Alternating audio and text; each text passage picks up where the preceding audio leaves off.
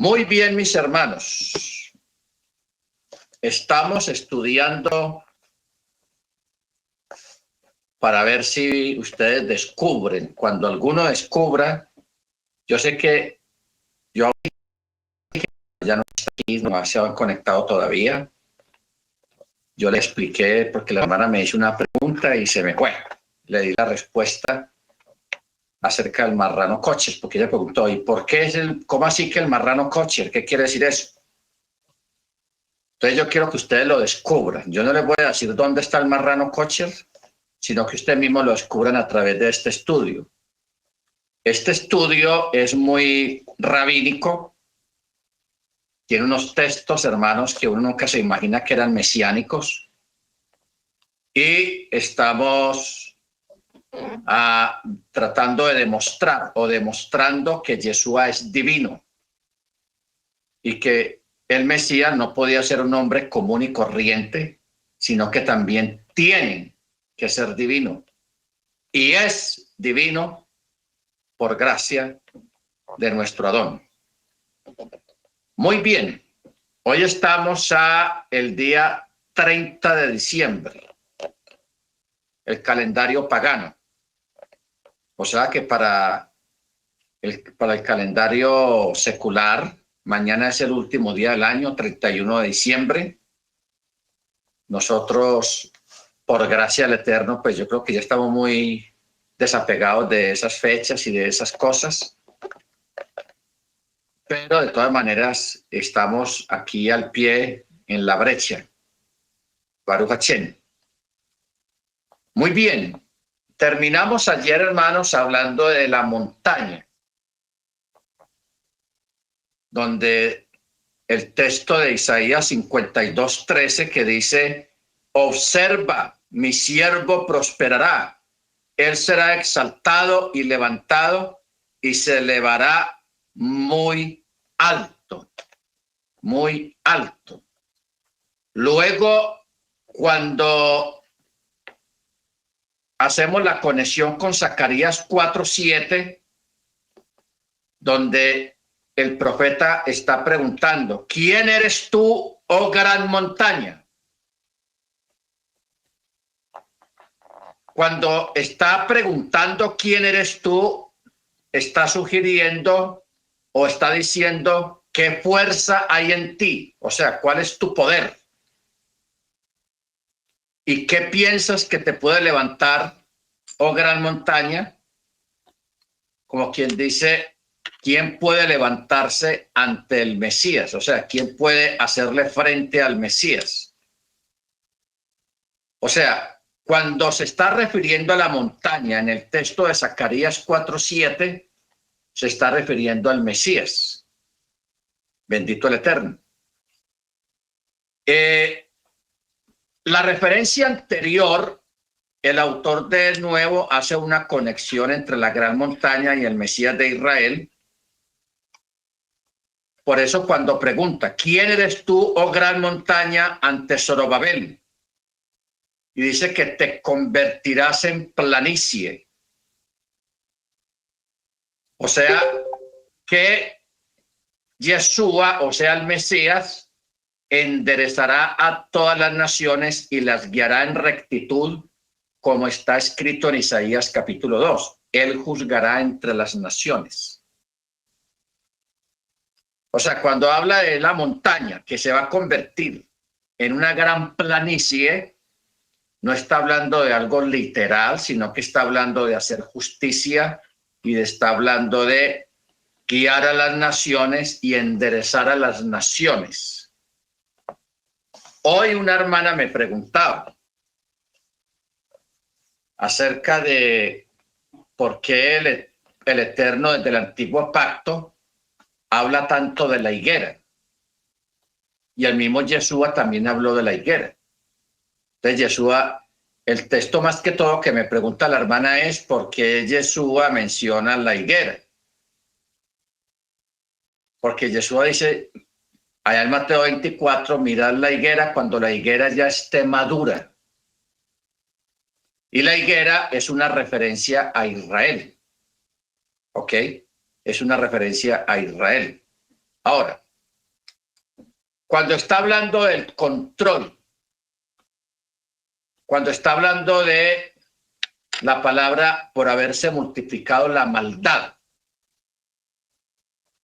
ustedes saben que cuando habla en el texto hebreo, o la traducción, cuando dice la palabra maldad, no está hablando de gente que acuchilla, que secuestran, que roban, que matan, no, está hablando es la palabra maldad. En ese término hebraico se refiere a la gente que no guarda Torá, que no guarda Shabbat. Si usted cruza, o sea, si usted entrelaza esta palabra, que la palabra maldad quiere decir la gente que no guarda Torá, que no guarda el Shabbat, eso nos lleva inmediatamente a los Hechos de los Apóstoles, los relatos que hay allí, donde menciona algunos prosélitos, pero también menciona a unas personas que son, se me fue la palabra. Piadosos, piadosos. Hermana, gracias, hermana Grace. Los piadosos. O sea, nosotros, hermano, a nivel religioso, tenemos que salir de algunos conceptos, de algunas palabras y los conceptos sobre estas palabras. Una es la palabra maldad. Si uno se imagina el mundo malo, violencia, no. Falta de Torá. Y la otra es piadosos, que uno se imagina un piadoso o una mujer piadosa, que es una persona muy religiosa, que se lo pasa dando limosnas, que se lo pasa orando, que se lo pasa con esa cara de yo no fui y de mártir y todo eso. No. La palabra piadoso en el contexto hebreo, en la cultura hebrea, quiere decir una persona que guarda Shabbat. ¿Ok? Que guarda Shabbat. Usted le hizo una cosa de esto, se le dice a un cristiano, a un evangélico, y el evangélico de pronto va a rechazar eso. ¿Ok? Porque lo que más odian y detestan y lo que no quieren hacer en su vida es guardar Shabbat. Que eso es maldad. Y por haberse multiplicado la maldad, el amor de muchos se enfriará. ¿Ok? Entonces, para usted medir la conversión de una persona a las raíces hebreas, no es que vaya a los servicios, no es que ore mucho, no es que sepa mucha Biblia. La verdadera conversión de una persona es en que el primer paso que la persona da en su vida de converso es guardar Shabbat. Ese es el arranque. Ese es el arranque. En el cristianismo evangélico, el arranque es arrepentirse y hacerse bautizar. Pero en la Torá, el arranque es guardar Shabbat, guardar mandamientos. Por eso es que la Escritura habla de mujeres piadosas y de hombres piadosos, o sea, hombres que están guardando, celebrando Shabbat. Baruch Hashem. Bendito sea su nombre. Ok. Esta declaración, cuando dice que la montaña se va a convertir en una planicie, en una llanura, por eso dice enderezar las sendas, aplanar el camino, ¿ok? Está hablando de que Yeshua va a enderezar a las naciones y las va a guiar en rectitud. Baruch Hashem. Ahora, la palabra planicie en hebreo se dice michor. Michor. Mire usted esto, hermanos, qué fantástico lo que vamos a mirar aquí. La palabra planicie en hebreo se escribe o se dice michor. Y la palabra michor viene de una raíz que es yazar. Y la palabra yasar quiere decir recto, o sea, que es justo, recto. ¿Se da cuenta por qué hay la relación de allanar el camino, de convertir la montaña en una planicie, michor, o sea, rectitud, ¿ok? O sea, la palabra michor, que viene de la raíz yazar, que la palabra yazar quiere decir recto o intachable, o sea, de buen testimonio. Entonces, ¿qué es lo que significa esto? Que el Mesías será quien enderezará las naciones. ¿Y cómo habrá de enderezar las naciones? Se pregunta uno. La respuesta está en Isaías 2:4. Dice, Él juzgará entre las naciones, o sea, Él aplanará las naciones y decidirá por muchos pueblos, y volverán sus espadas en arados y sus lanzas en hoces. Ninguna nación levantará espada contra otra nación, ni aprenderán más sobre la guerra. O sea, el entrenamiento militar. Eso se va a acabar en la época del milenio. ¿Ok? ¿Quién se iba a imaginar, hermanos, que este texto de Isaías 2:4 está relacionado con el de Zacarías 4:7? Mire usted cómo nos estamos introduciendo en las escrituras de una forma subterránea, de una forma profunda. ¿Ok? Sin emociones, sin adulteraciones de la palabra y sin forzar el texto. El texto mismo se habla solo. Especialmente cuando acudimos al texto hebreo, cuando acudimos al original. Amén.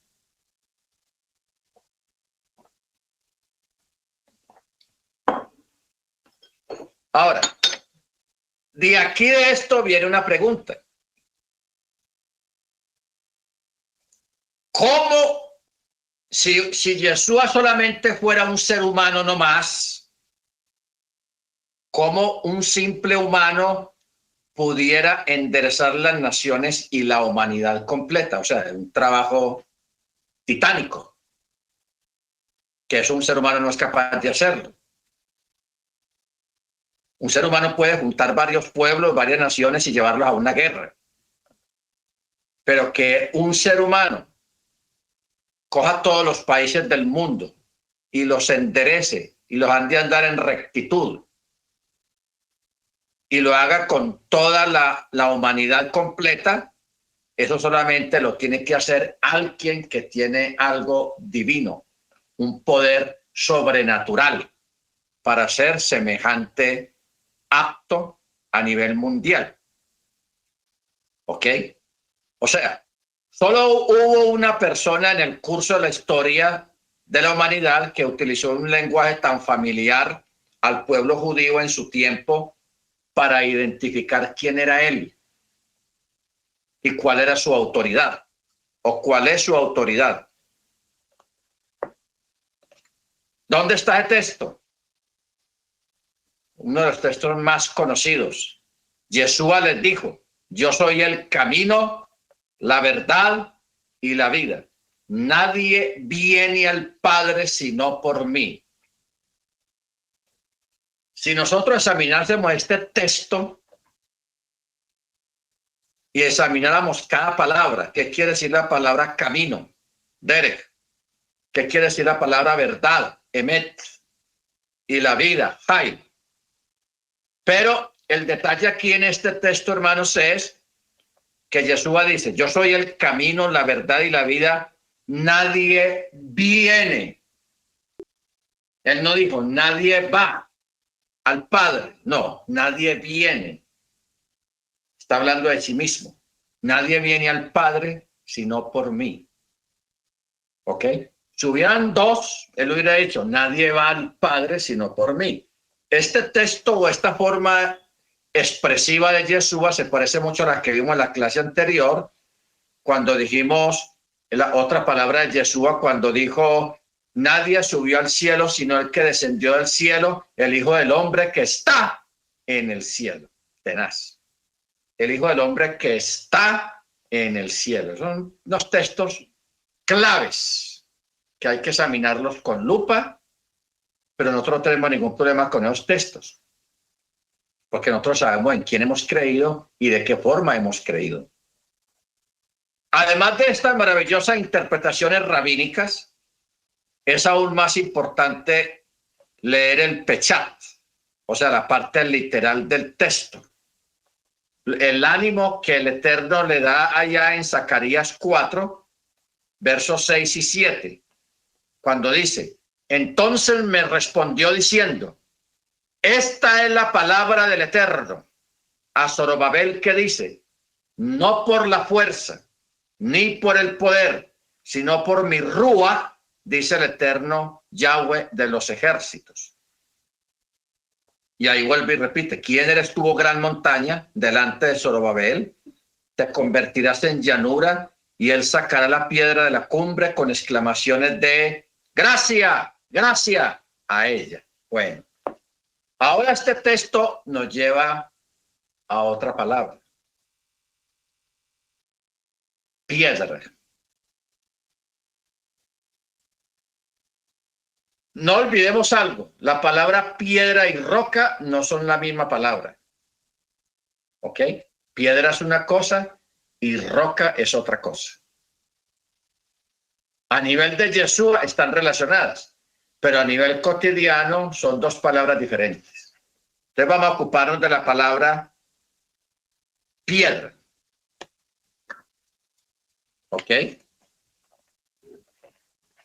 La palabra piedra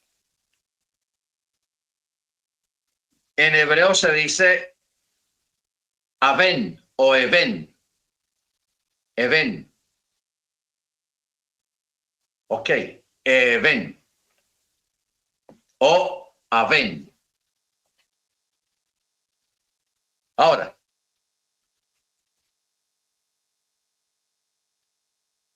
el pasaje de Zacarías capítulo 3, verso 8. Zacarías 3, 8. Aquí hay algo tenaz en esta parte de la palabra piedra. 3, 8. Dice: escucha ahora, Josué, sumo sacerdote, tú y tus compañeros que se sientan delante de ti, ellos son varones simbólicos, porque aquí yo traigo a mi siervo el renuevo. El renuevo.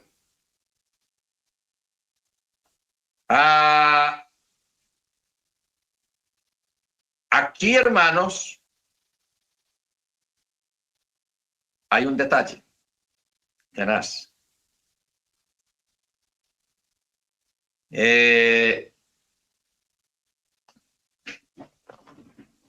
Aquí los masoretas o los hombres del libro, los soferim, ellos hicieron la 13ª enmienda. Yo sé que todos ustedes no han estado en todas las clases. Hace tiempo yo di una clase acerca de las enmiendas. Son 18 enmiendas. O sea, textos que voluntariamente los soferim, o sea, los hombres del libro, cambiaron el texto porque lo vieron muy ofensivo, lo vieron muy, ¿cómo dijéramos? Irreverente. Irreverente. Por ejemplo, para dar un ejemplo, el texto cuando los 3 varones, que entre ellos estaba Yahweh, se le aparecieron a Abraham cuando estaba en el tercer día de su circuncisión, el día de mayor dolor, cuando ya los 2 ángeles se fueron. que se fueron rumbo a Sodoma. El texto en hebreo dice que el Eterno se quedó esperando a Abraham. Ojo con eso.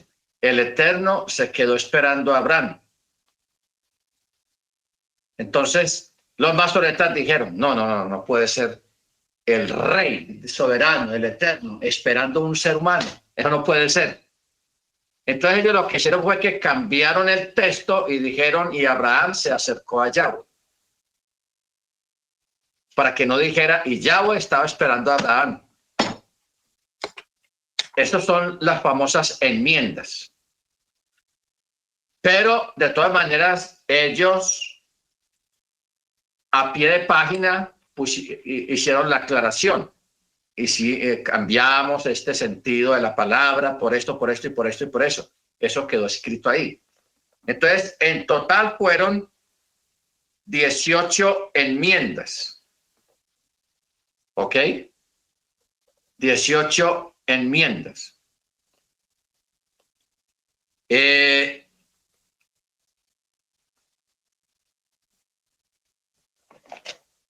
Lo que pasa es que acá en el verso... no, yo estoy mal. Me fui de onda, como se dice, como dicen los mexicanos. Me fui de onda. Yo estaba mirando en el texto capítulo 2, verso 8, pero nosotros estamos leyendo es el capítulo 3, verso 8, perdón. 3, 8. Ok, aquí... Porque es que hay una acotación acá donde dice que en el 2.8 hay una enmienda. ¿Qué dice? Porque así dice Yahweh Chebaot, para gloria suya me enviará él a las naciones que os despojaron, porque el que os toca, toca a la niña de su ojo. La enmienda fue que cambiaron por la niña de mi ojo. Ok, ese fue el cambio que hicieron. Muy bien.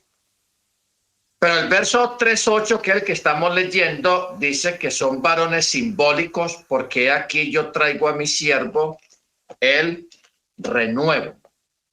En otra clase nos ocupamos de las enmiendas. Ahora no encaja en esta clase, pero muy interesante lo de las enmiendas. Son 18 enmiendas. Algunas de verdad no tienen mucha importancia, pero otras sí. Baruch Hashem. Bueno, estamos en la palabra Aben o Eben.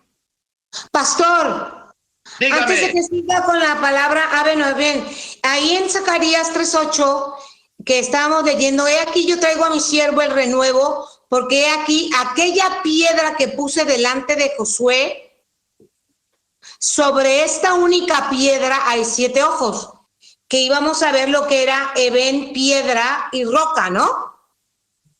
Correcto. Zacarías 3:9. Sí, 3.8 y 3.9. Ajá. Vamos a ocuparnos primero del 3.8. La palabra Eben, o sea, piedra, mire usted qué cosa tan fantástica. La palabra Eben, ahí hay 2 palabras en una. La primera es Ab, que Ab en hebreo quiere decir padre. Y Ben, que quiere decir hijo. O sea, Aben o Eben, ahí oculto en estas 3 letras, dice padre e hijo. Hablando de la roca, de la piedra, perdón. Roca es una cosa y piedra es otra cosa. De la piedra. Ahora, el Mesías aquí es comparado con una piedra. Por ejemplo, Rambam concluye que la palabra Aben o Eben es un sufijo, volviendo así piedra Eben y padre Ab. O sea que la roca de Israel o la piedra de Israel significa hogar de Israel. Consecuentemente, la bendición es acerca del hijo de José, quien se convertirá en el pastor de la casa de Israel. ¿Ustedes se acuerdan que yo les había dicho de que teníamos pendiente un estudio acerca de los títulos mesiánicos, el por qué a Yeshua le decían hijo de David? También se le llama Ben Yosef. ¿Ok?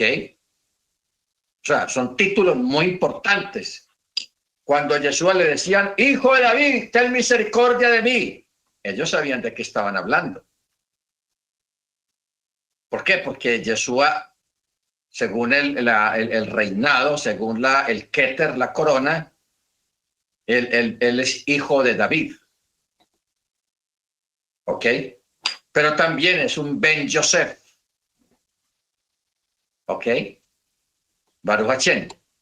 Entonces, bueno, desglosar eso, qué significa Ben Yosef, hijo de David, y también la roca de Israel y la piedra de Israel. O sea, él es tanto piedra, él también es la roca eterna de los siglos.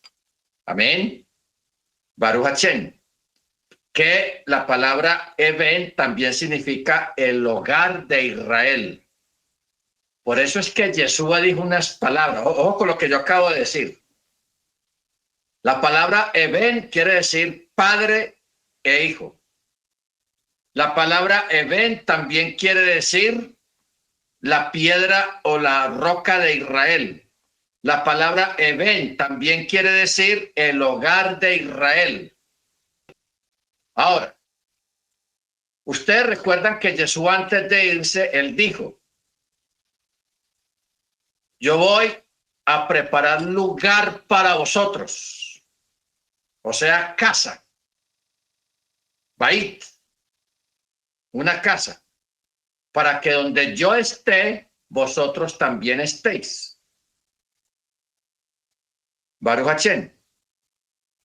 Que también la palabra Eben quiere decir el pastor de la casa de Israel. O sea, esa palabra piedra, hermanos, eso es impresionante el significado de esa palabra, de lo que quiere decir la palabra piedra.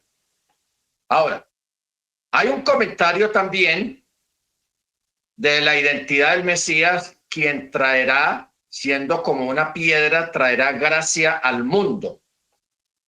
Esto está en Isaías 28:16, que dice, por tanto, Yahweh nuestro Elohim, he aquí que pongo en Sión por cimiento una piedra. Acuérdense que Pablo habla de la piedra angular. ¿Ok? Y aquí el profeta, Isaías 28:16, aquí la está mencionando.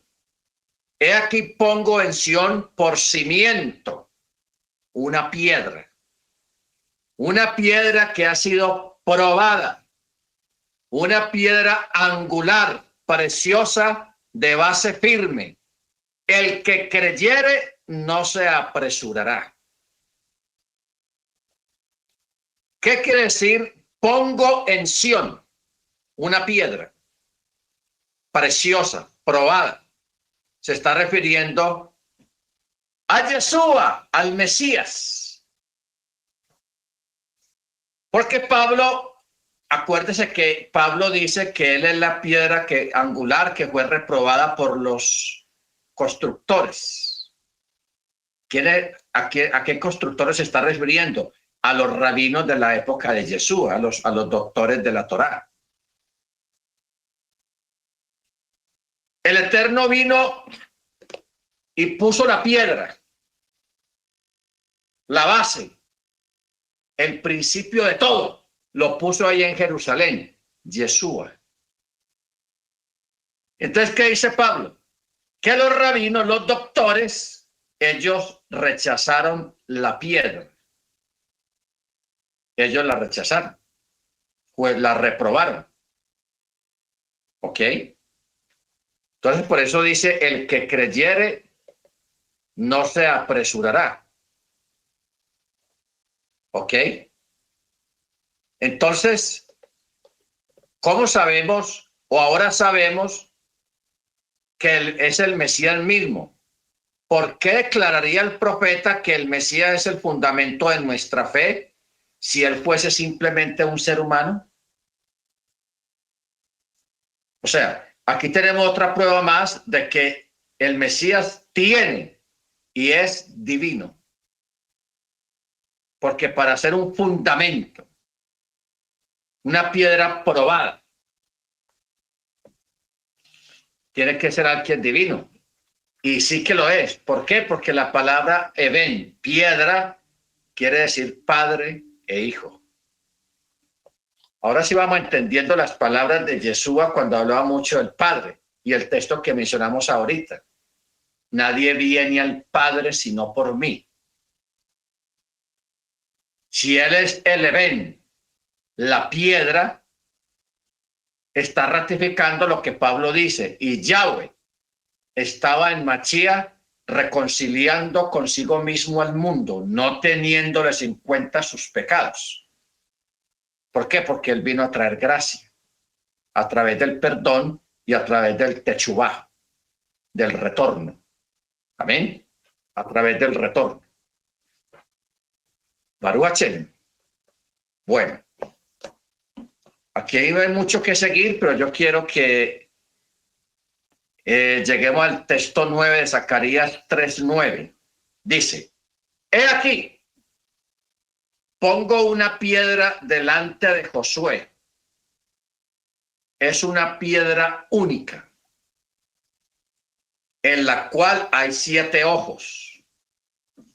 Usted sabe de qué estamos hablando, de la menorá.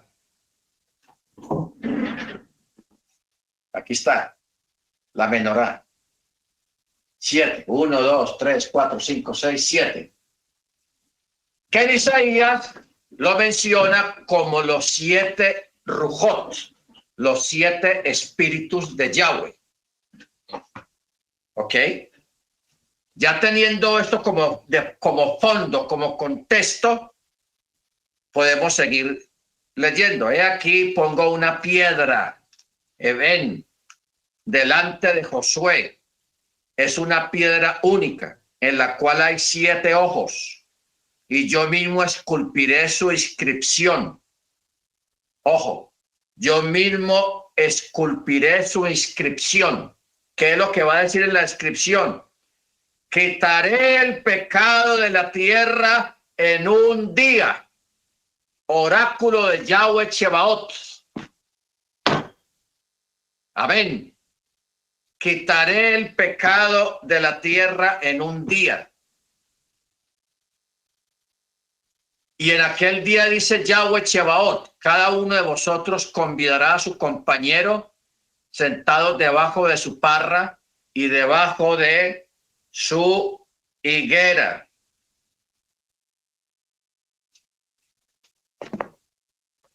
Ah, esto está tenaz. ¿Qué acabo de leer yo aquí, hermanos? Vuelvo a leer. En aquel día, dice Yahweh Chebaot, cada uno de vosotros convidará a su compañero sentado debajo de su parra y debajo de su higuera. La parra y la higuera son 2 plantas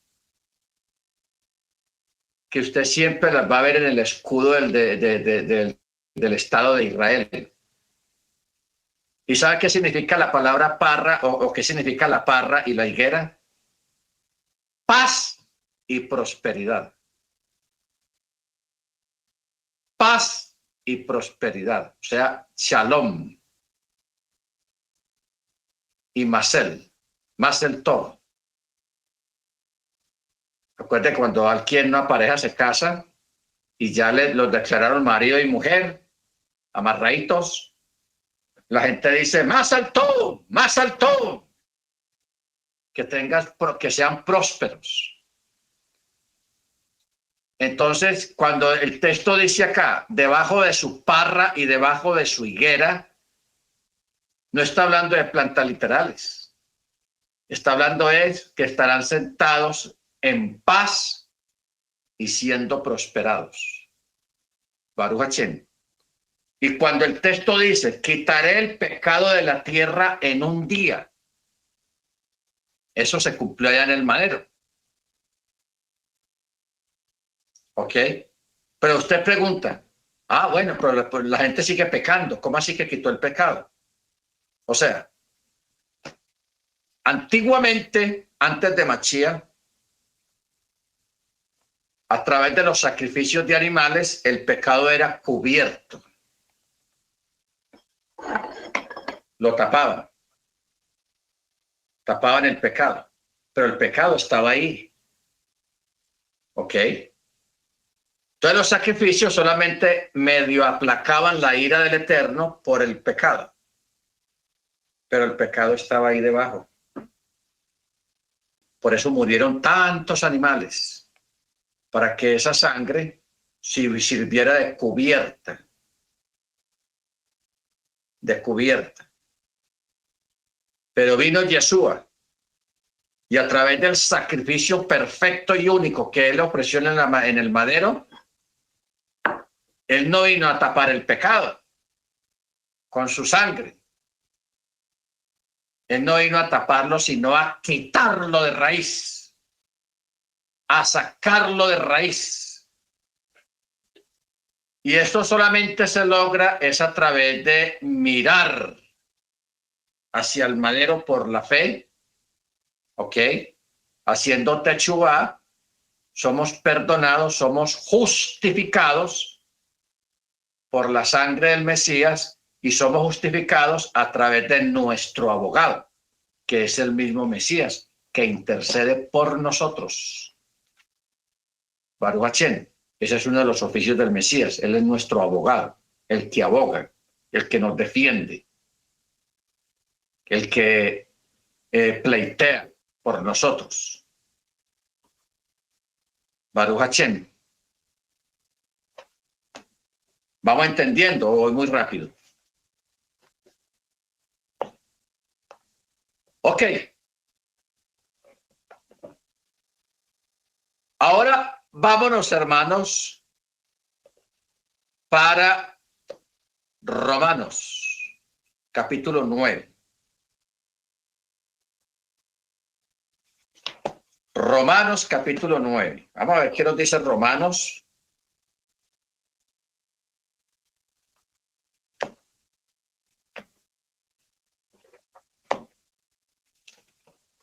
Pero vamos a leerlo a partir del verso 30. Dice, ¿qué pues? Diremos que los gentiles que no perseguían justicia, o sea, salvación, alcanzaron salvación, la salvación que es por la fe. Pero Israel, que sigue la justicia de la Torá, de la ley, no la alcanzó en la ley. Estamos hablando de los reglamentos, no de la misma Torá, sino de los reglamentos humanos añadidos a la Torá. Luego el verso 32 dice, ¿por qué? Porque no la seguían por fe, sino como por obras. Tropezaron, ¿dónde? En la piedra. Tropezaron en la piedra de tropiezo. Ahora sí es que vamos a entender esta parte, porque en el cristianismo nadie entendía de qué estaba hablando Pablo acá, en Romanos. Porque ya sabemos qué es la piedra y quién es la piedra. Por eso dice, los gentiles, o sea, la casa de Israel, sí alcanzó salvación guardando Shabbat y creyendo en el Mesías.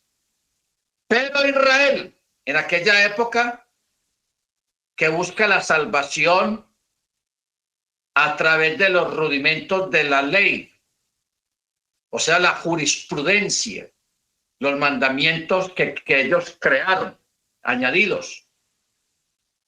¿Por qué?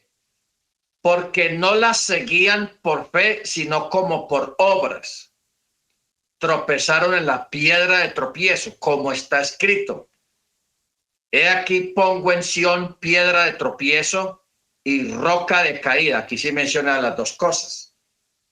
Piedra de tropiezo y roca de caída. El que crea en él no será avergonzado. Amén.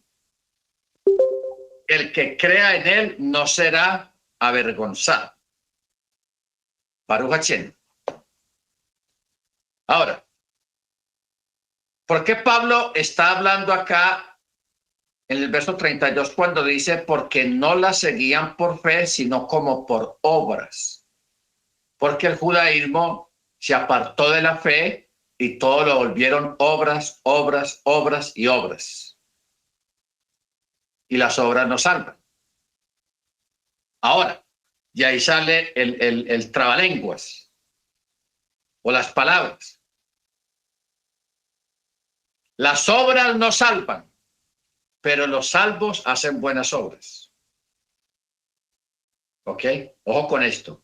Las obras, las buenas obras no salvan a nadie. Pero el que va a ser salvo hace buenas obras. Esa es la mejor aplicación que puede haber. ¿Ok? En cuanto a la fe y en cuanto al camino, que es Yeshua. Baruch Hashem. Bendito su nombre. Entonces, por eso es que aquí en este texto que Pablo menciona, 9:33, este texto está en Isaías 28:16. Es una profecía. He aquí pongo en Sión por cimiento una piedra probada, una piedra angular, preciosa de base, firme, y el que creyere en él no se apresurará. ¿Ok? Baruch Hashem. Ahora, en Romanos 8:32-33 dice que tropezaron en la piedra. Por eso es que ellos no entendían a Yeshua. Y Yeshua no entendió con ellos. No porque Yeshua estuviera equivocado, sino porque ellos, a través de sus reglamentos, y hay que tener cuidado con eso, hermanos. O sea, vuelvo otra vez y perdonen ustedes la cantaleta del hermano Loaiza. Que muchos les gusta escuchar enseñanzas y videos de rabinos ortodoxos que no creen en Yeshua. No creen en Yeshua. O sea, esas personas todavía están tropezando con la piedra, o sea, con Yeshua. O sea, Yeshua para ellos es una piedra de tropiezo. ¿Por qué es una piedra de tropiezo? Porque ellos se llenaron de mandamientos de hombres. Se llenaron de la legislación. Cambiaron la Torá por la jurisprudencia, que es el Talmud, que es la Mishnah, que es la Gemara. ¿Ok? Entonces, claro, cuando Yeshua, quien es la Torá, se presenta ante ellos, ellos chocan. Porque ellos no están mirando la Torá, sino que están mirando el Talmud, la Mishnah, la Gemara. Y la Gemara y la Mishnah en muchas partes riñe con la Torá. No tiene un encuentro con la Torá, siempre hay un choque con la Torá. Choca. Bendito sea el nombre del Eterno. Entonces, ¿cómo puede una persona, un hermano hoy en día que ha creído en Yeshua, cómo puede alimentar su espíritu, su alma, con palabras bonitas? Porque a ellos no dicen palabras feas, ni enseñan cosas feas. Pero no hay una alimentación buena porque no está Machía en la boca de ellos, en los labios de ellos no está Machía, no está Yeshua. ¿Ok? No está Yeshua en la boca de ellos. Si usted se encuentra a alguien, un rabino, que hable de Yeshua como el Mesías, como la piedra angular, como la roca eterna de la salvación, como el Rey de Reyes, Señor de Señores. Escuche ese. Pero si una persona de estas, por muy encumbrado que sea, por muy conocido que sea, no reconoce a Yeshua como el Mesías, hermanos, como dice el dicho, apague y vamos. Apague y vamos. ¿Qué quiere decir esto, hermanos? Eso es comer chitos espirituales. Que los chitos llenan y llenan y llenan, pero no alimentan. Gustan y gustan y gustan, pero no alimentan. Entonces, llamémoslo chitos espirituales. No sé. Es interesante la acotación. ¿Ok? Ahora,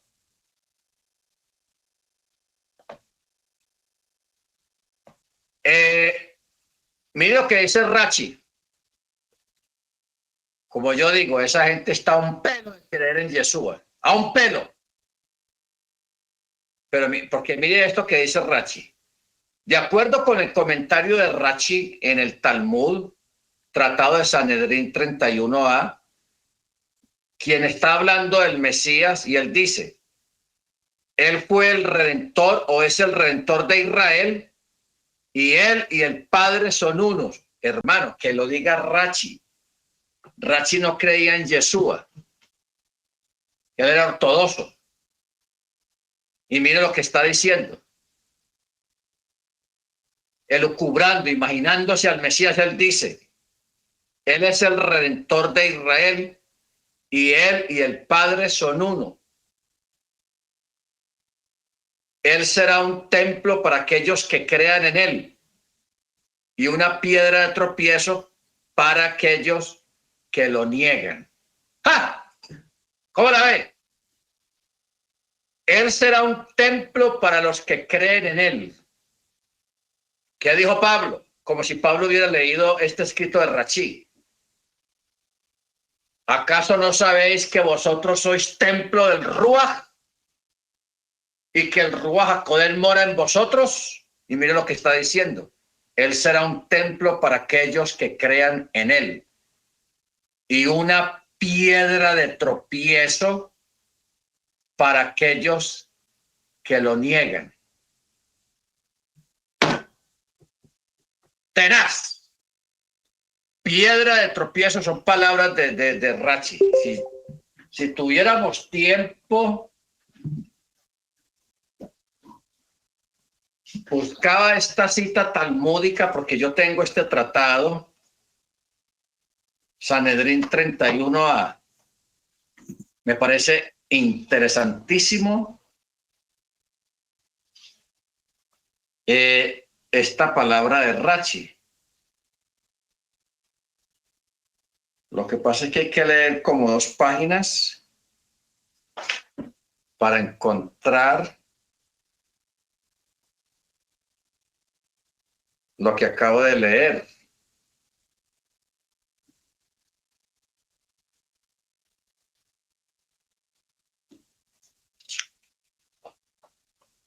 Lo que acabo de decir Rachi.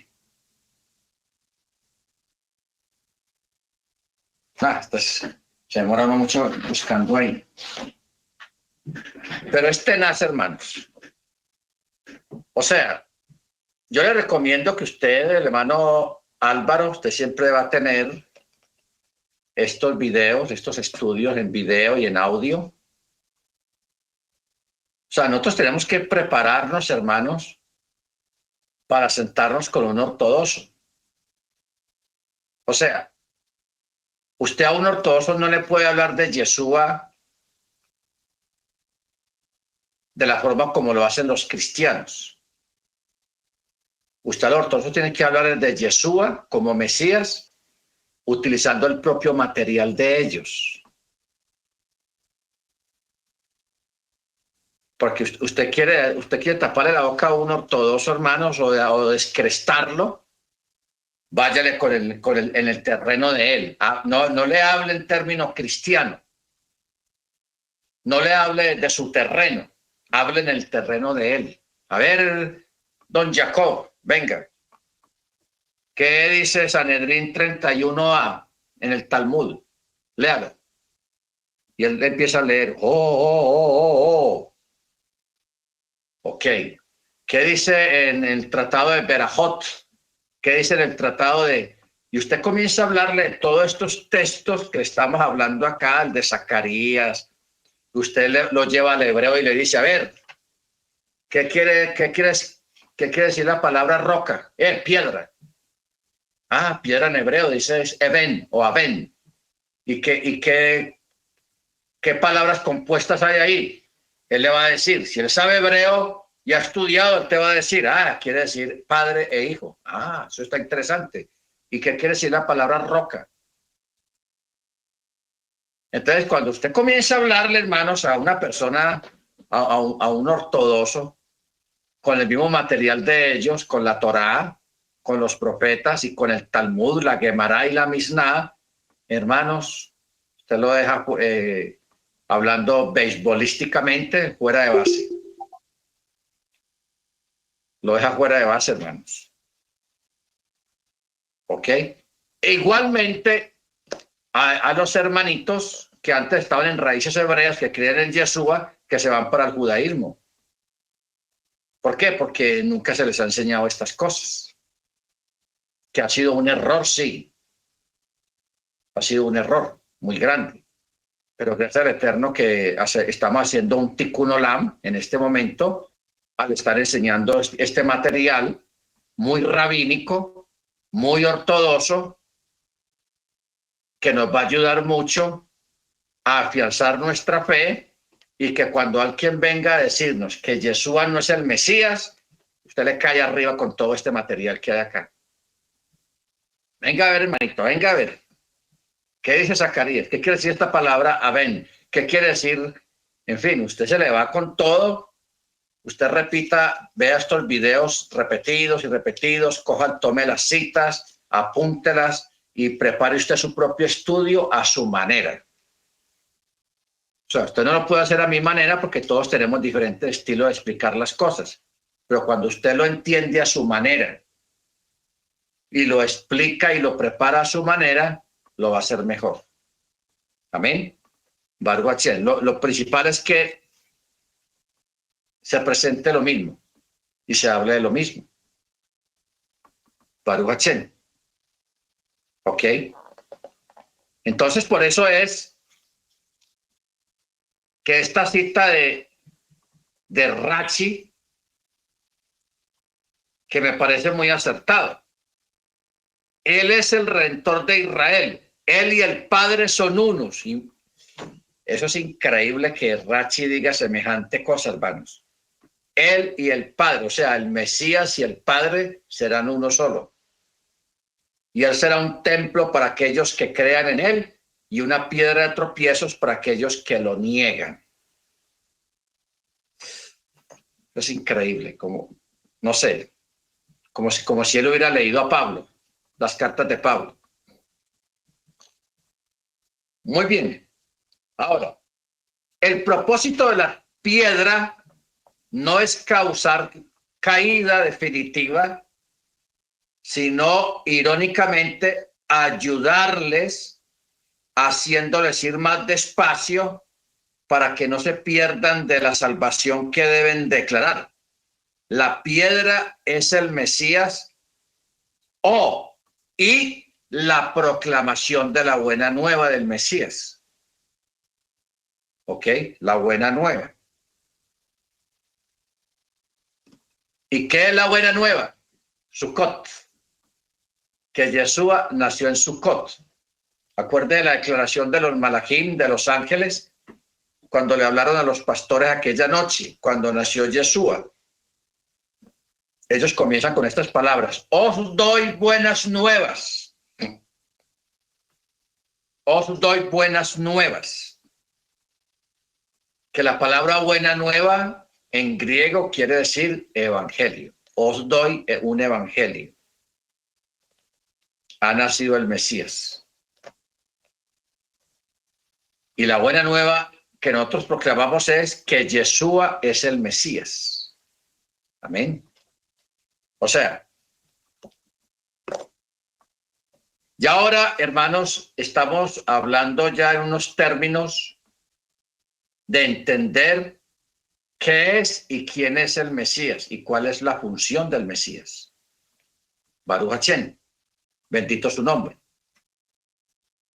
En el Brit Hadashah, en el principio que fue dado a Zorobabel, de acuerdo con el significado simple del texto, no es extraño a los escritores judíos del Brit Hadashah, o sea, el Nuevo Testamento, que ellos vean en algunas referencias que hablan sobre la importancia del Ruach. O sea, el Ruach es necesario para dar fruto. Números 11:25 dice: y descendió el Eterno en una nube y le habló y tomó del espíritu que estaba sobre él y lo puso sobre los 70 varones ancianos. Y sucedió que cuando posó sobre ellos el Ruach, ellos profetizaron, pero no lo volvieron a hacer más. O sea, sin el Ruach HaKodesh, cualquier tipo de trabajo que hagamos es sin valor. No tiene importancia. Sin el Ruach. Sin el Ruach, cualquier tipo de trabajo que hagamos no tiene validez, no tiene importancia. Primera de Samuel 16:13. Dice: y Samuel tomó el cuerno del aceite y lo ungió en medio de sus hermanos. Y desde aquel día en adelante el Ruach del Eterno vino poderosamente sobre David. Y se levantó luego Samuel y se volvió a Ramá. O sea, el Ruach HaKodesh es esencial, necesario para la fructificación y la validez del trabajo de la persona en el servicio y la adoración. Samuel fue y ungió al rey David para que recibiera el Ruach HaKodesh. Similarmente, en Zacarías 4:7, el principio se extiende cuando el profeta declara cómo y por quién una persona habrá de recibir el Ruach HaKodesh. Habría de ser el Mesías quien traiga el Ruach HaKodesh, y una vez más se debe hacer la pregunta con respecto a la verdadera naturaleza del Mesías. Otra vez, o sea, cada punto y cada tema termina con la pregunta: ¿un ser humano común y corriente sería capaz de traer el Ruach HaKodesh y repartirlo a los millones de personas? Un ser humano no es capaz de hacer semejante proeza.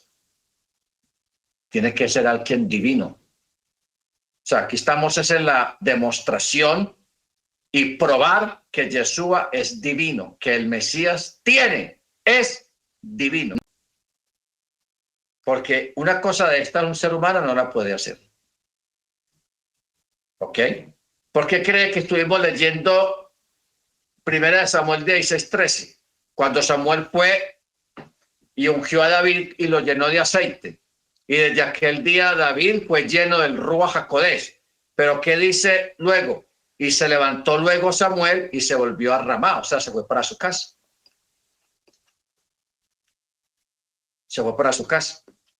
Pero también, en el caso de Moche, que el Eterno tomó del espíritu de Moche y lo repartió a los 70 varones ancianos.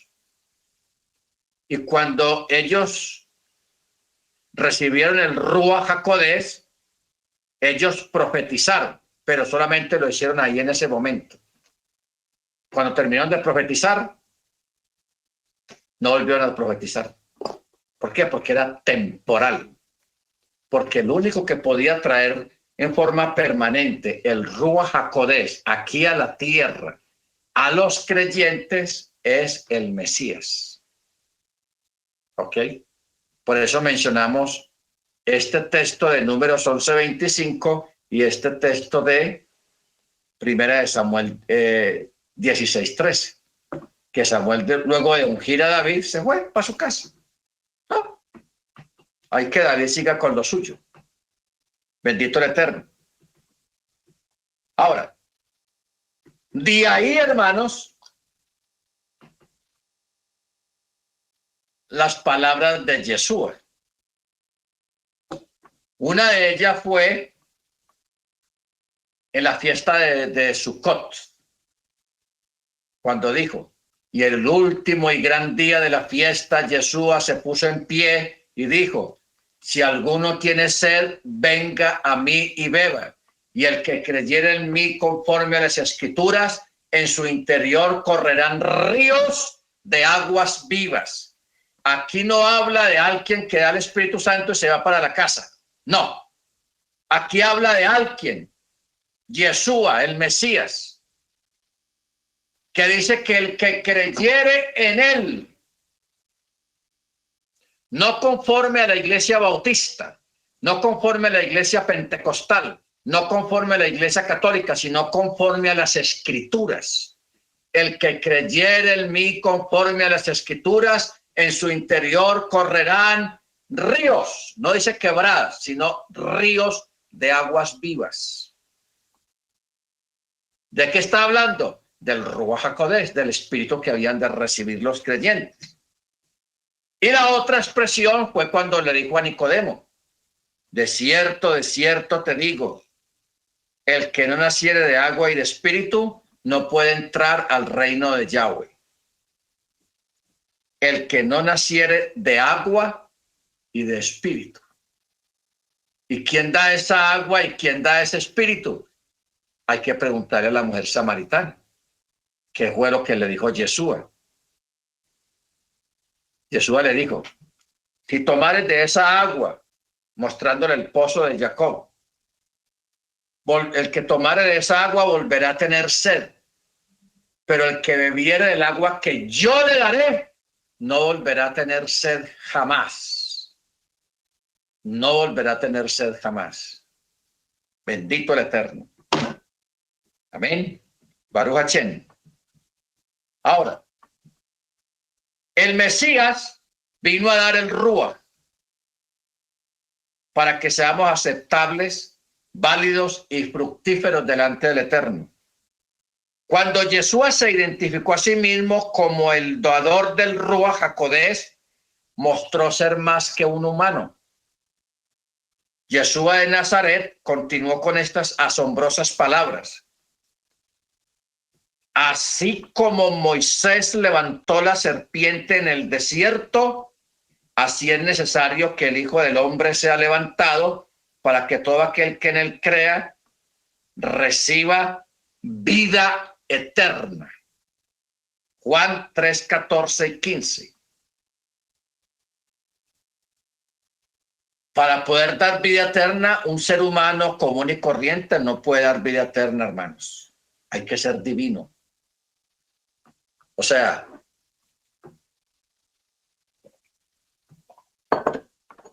estamos en este estudio demostrando,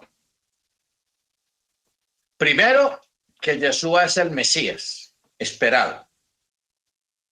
Y segundo, que el Mesías es divino. Un Mesías común y corriente, un ungido común y corriente, humano, no puede hacer semejantes hazañas de repartir a diestra y siniestra el Ruach HaKodesh, de decir, el que cree en mí y el que naciere de agua y de espíritu, este será salvo o entrará al reino.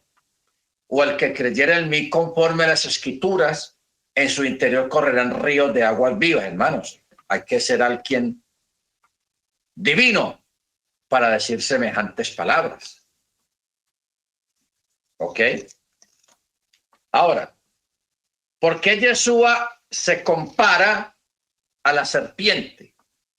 Así como Moche levantó la serpiente en el desierto, así es necesario que el Hijo del Hombre sea levantado para que todo aquel que en él cree tenga vida eterna.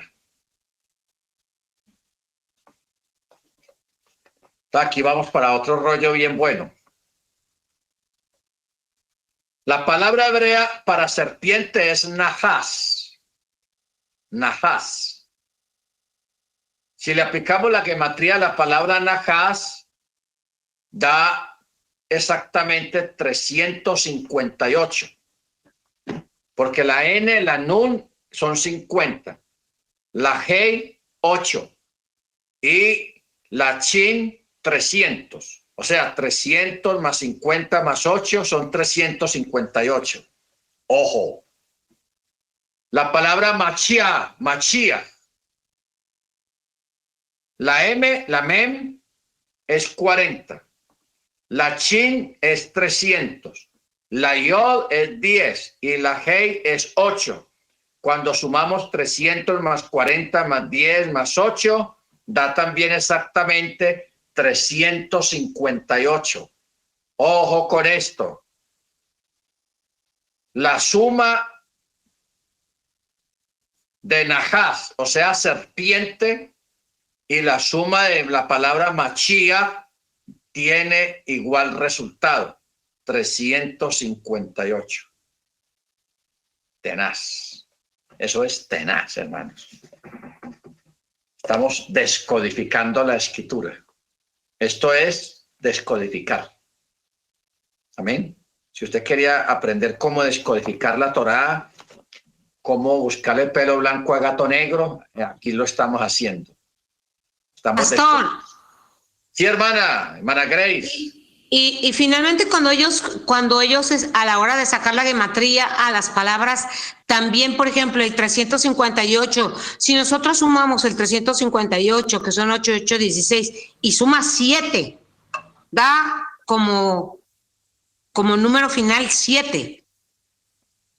Mashiach 7 y la serpiente de Nahash también es 7, que es el número con el que ponen a Yeshua, ¿no? Claro, el número perfecto del Eterno. Entonces, Nahash es 7 y Mashiach es 7, 358. Amén, amén. Eso está tenaz. Gracias, hermana Grace. Amén. Yeshua, a través de esto, está dando una clave a los hebreos parlantes de su tiempo. Está declarando que Él es el Mesías y Él es quien puede traer restauración a Israel y Él es quien debe ser sumamente exaltado por los hombres para que ellos reciban el regalo de vida a través del Ruach HaKodesh, del Espíritu. Por ejemplo, en Números 21:9 leemos el siguiente relato sobre la serpiente. Dice: y Moche hizo una nahas de bronce y la puso sobre un asta, no sobre una cruz, un asta. Y cuando alguna serpiente mordía a alguno, y miraba a la serpiente de bronce y vivía. La serpiente es representativa de Machía, quien será el que saña a Israel de su enfermedad espiritual al darles un nuevo Ruach. El profeta Zacarías y los rabinos antiguos apuntan claramente que este espíritu solo puede ser recibido por medio del Mesías y su Ruach representado por el agua, como Yahweh prometió a través del profeta Ezequiel en el capítulo 36, verso 25 y 26. Ojo con lo que vamos a leer.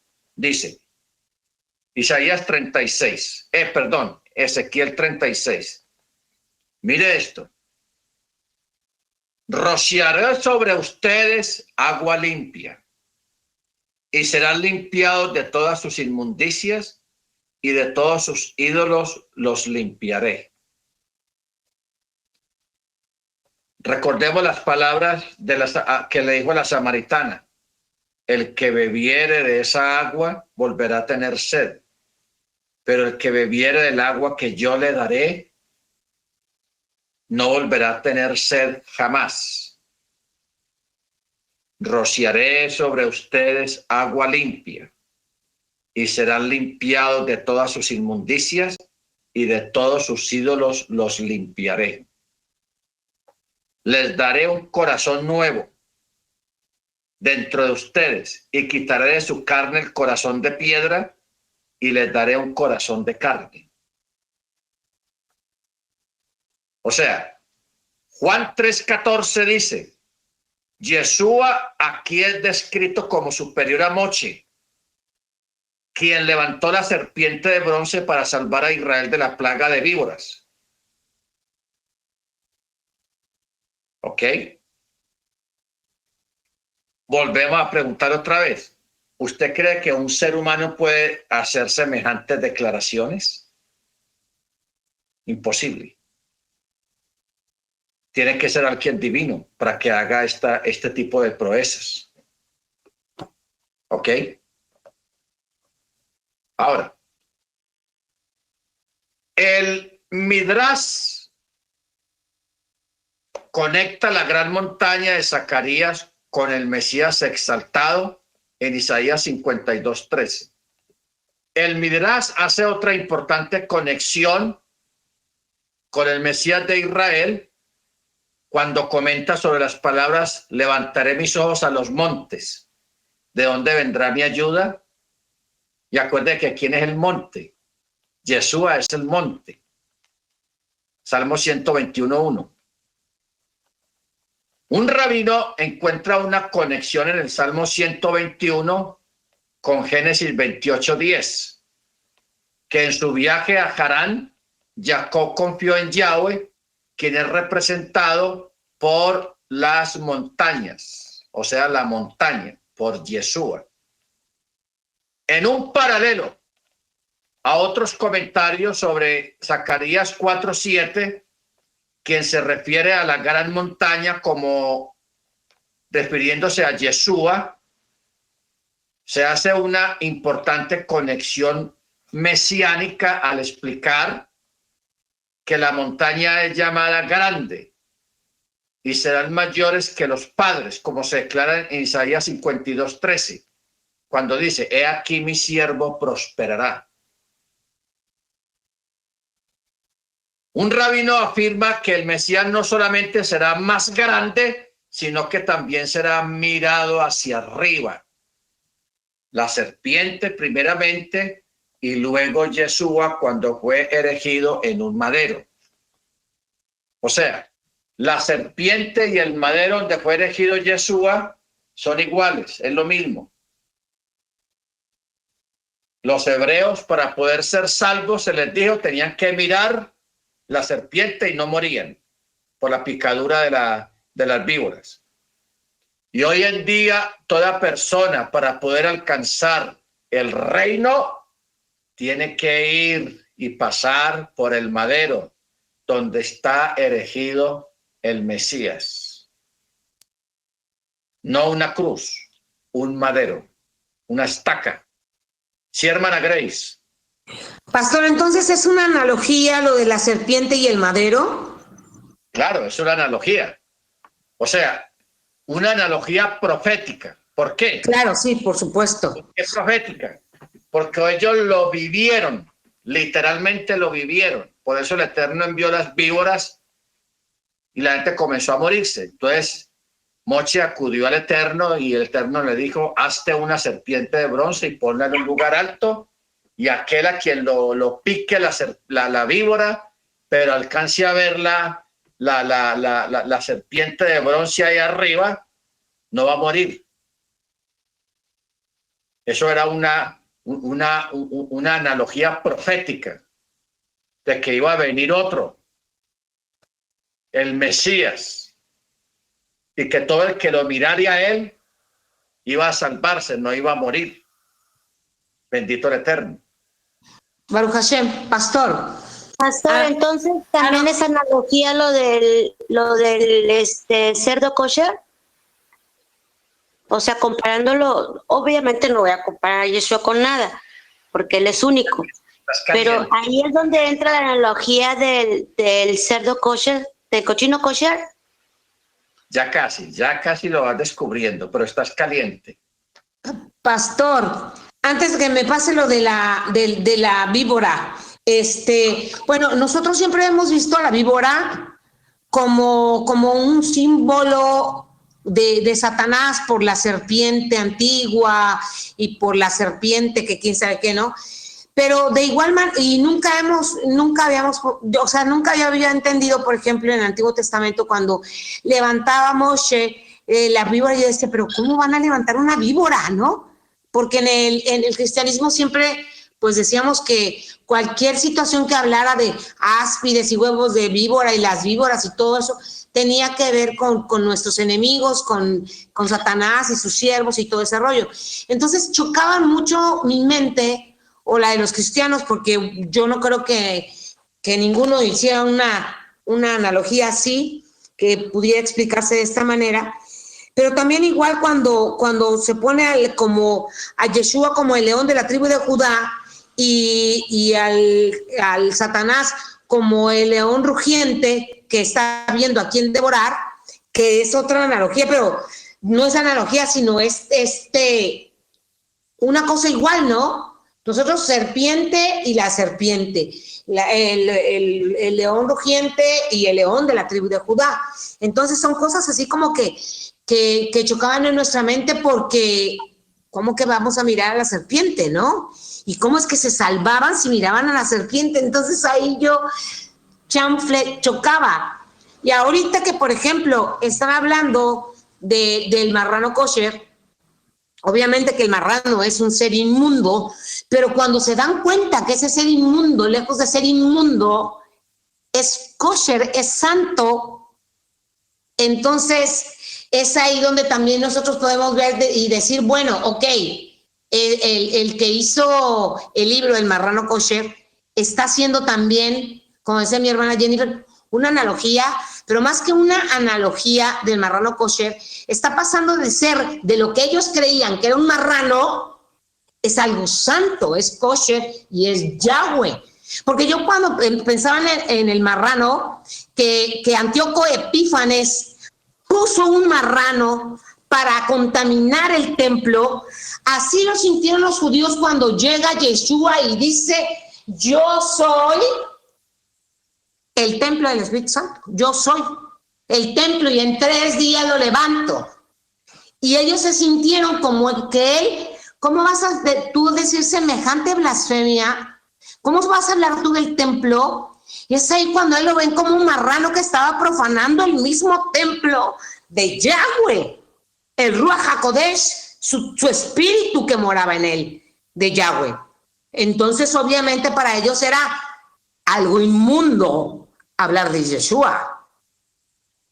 Entonces, como inmundo es el pecado, Grace.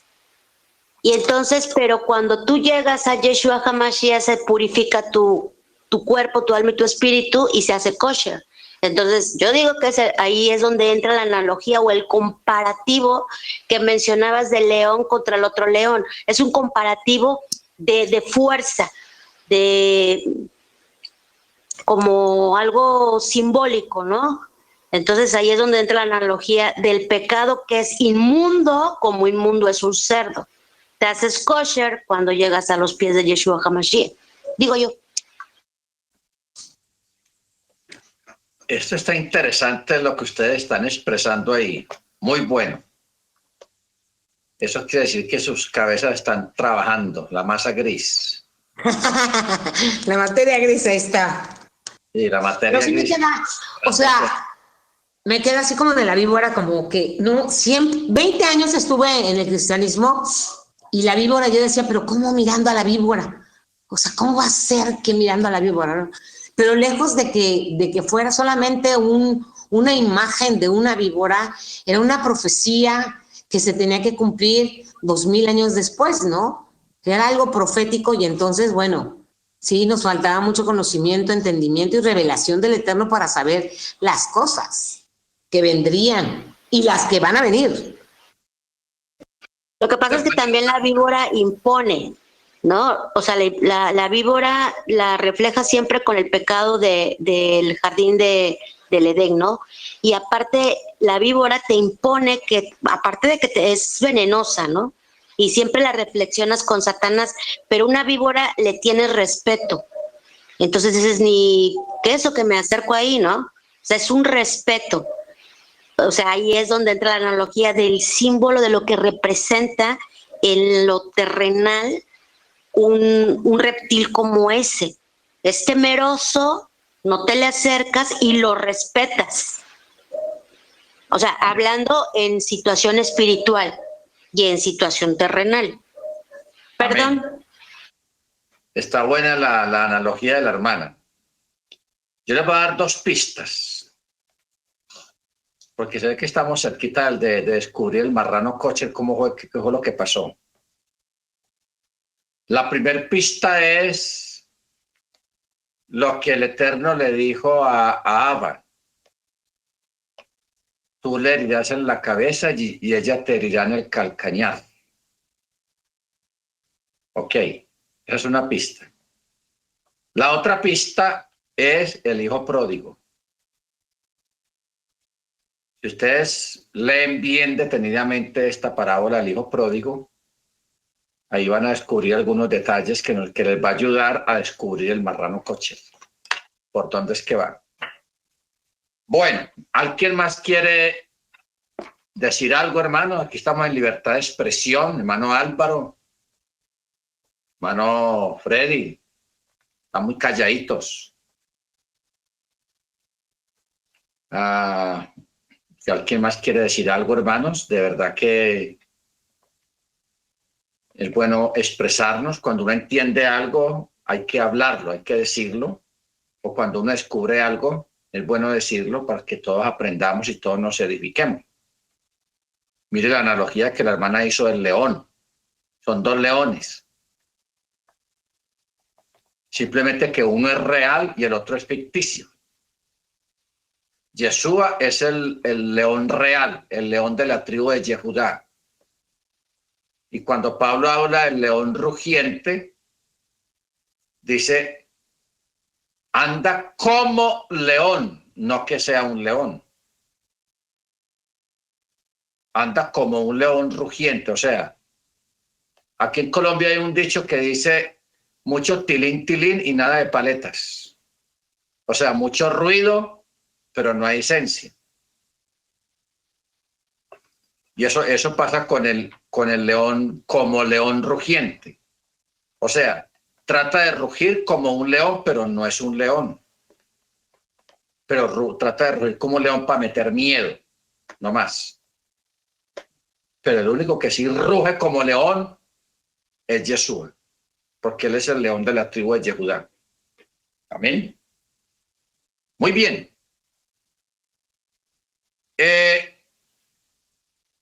El Salmo 121. Es bueno que no olvidemos este salmo.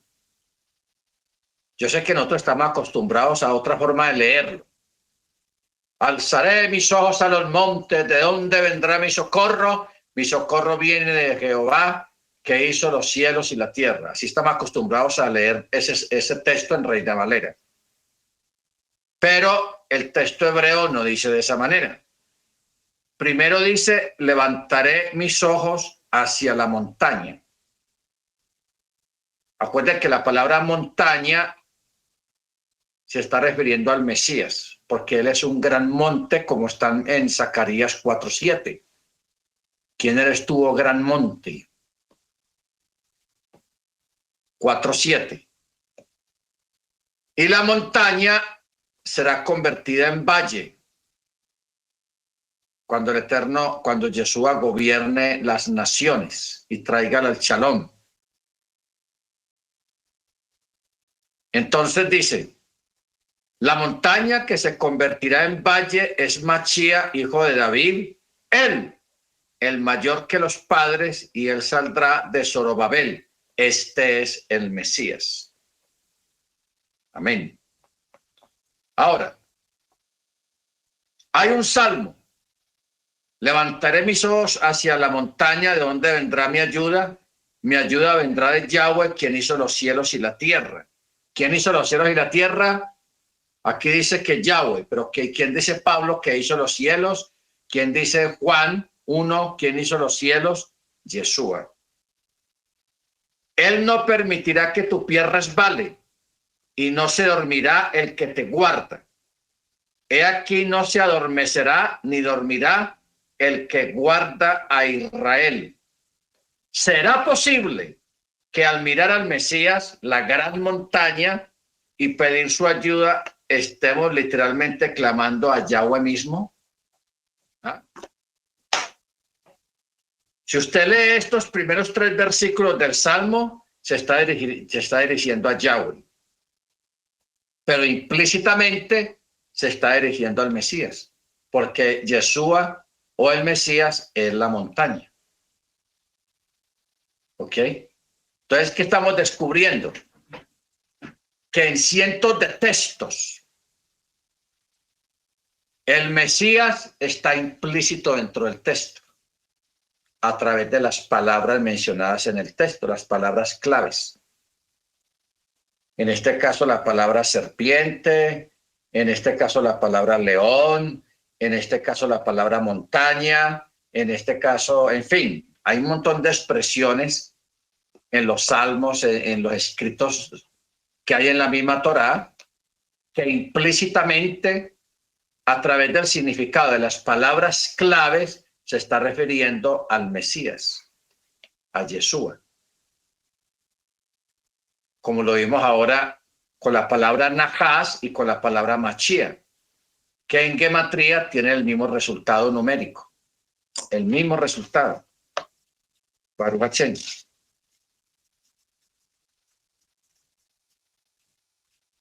Ahora,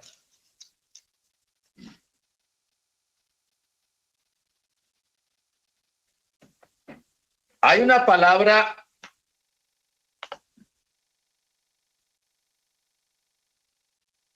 Esri, o sea, mi ayuda. Cuando dice el salmista, ¿de dónde vendrá mi ayuda?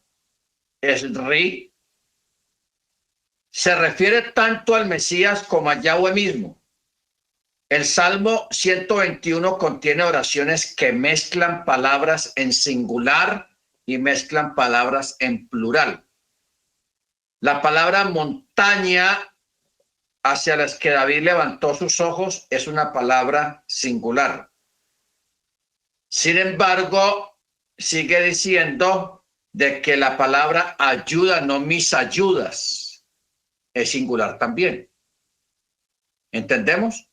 O sea, si fueran 2 divinidades, diría, ¿de dónde vendrán mis ayudas?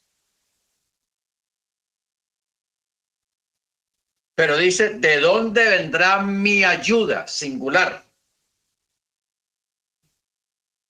La ayuda proviene de una entidad singular, Yahweh mismo. En el verso 4, él es llamado el Chomer de Israel. Esta palabra chomer, usted la ha escuchado en muchos salmos cantados en YouTube, de canciones hebreas. Chomer, Israel, que quiere decir el que guarda a Israel. La palabra chomer quiere decir el guarda, el que guarda. Si fueran plurales, si fueran 2 divinidades, tendría que decir chomrei. O sea, los que guardan a Israel, pero no dice los que guardan a Israel, sino el que guarda a Israel. El verso implica que es el Mesías quien es parte de Yahweh, quien es nuestro ayudador y también el que nos guarda. El que nos guarda. O sea que el Mesías implícitamente lleva en sí mismo la autoridad celestial de Yahweh. En el mismo salmo, el rey David identifica a Yahweh con mirar la montaña, quien es llamado Chomer de Israel. ¿Será posible que el Mesías sea cuidador y guardián de Israel? Y aquí vuelve la pregunta de siempre en este estudio. Es extremadamente difícil entender cómo cualquier hijo de hombre pudiera ser exaltado por encima de Moche, de quien la ley atestigua diciendo, ningún profeta se levantó jamás en Israel como él. ¿Cómo podría alguien nacido de mujer asumir una posición mayor que la de los ángeles? porque tiene que ser divino. Baruch Hashem. Tiene que ser divino.